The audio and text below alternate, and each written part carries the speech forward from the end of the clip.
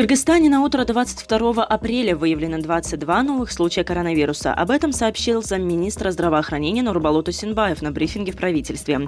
По его словам, новые случаи были выявлены. В Бишкеке 10 случаев, в городе Ош и в Джалалабадской области по 4 случая, в Чуйской области 2 случая и в Ошской области и Нарынской области по 1 случаю. Всего на 22 апреля в Кыргызстане было подтверждено 612 случаев коронавируса. Комендант Бишкека Алмаз Урузалиев, говоря об установленных в столице бетонных блоках, сказал, что им приходится идти на такие непопулярные меры, чтобы снизить передвижение не только машин, но и людей, которые находятся в них.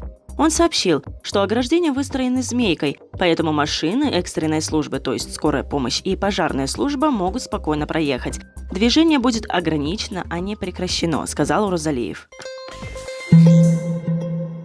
В Бишкеке 22 апреля простились с поэтом-импровизатором Элмирбеком Иманалиевым. Прощание с ним состоялось в микрорайоне Тунгуч, проститься с ним пришли родные и коллеги. Похоронят его на Алаарчинском кладбище. 12 сотрудников силовых структур заразились коронавирусом, сообщил замминистра здравоохранения Нурболот Усенбаев 22 апреля на брифинге. Они находятся на лечении. Один из них находится в реанимации. При расследовании установлено, что не исключен был контакт. Контактировали по роду своей деятельности. Они работали в том числе с тем, кто заразился коронавирусной инфекцией, сказал Усенбаев. Ранее сообщалось, что коронавирус был подтвержден у милиционера, охраняющего Министерство здравоохранения, и сотрудника силовых структур, работающего в Карабалте.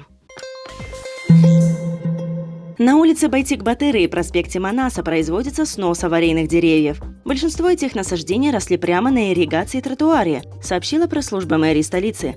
После обильного снегопада упало 252 дерева, диаметр которых составлял от 10 до 50 сантиметров. Падал в основном карагач, тополь, клен и акация. Документально зафиксировано более 1500 заломов ветвей.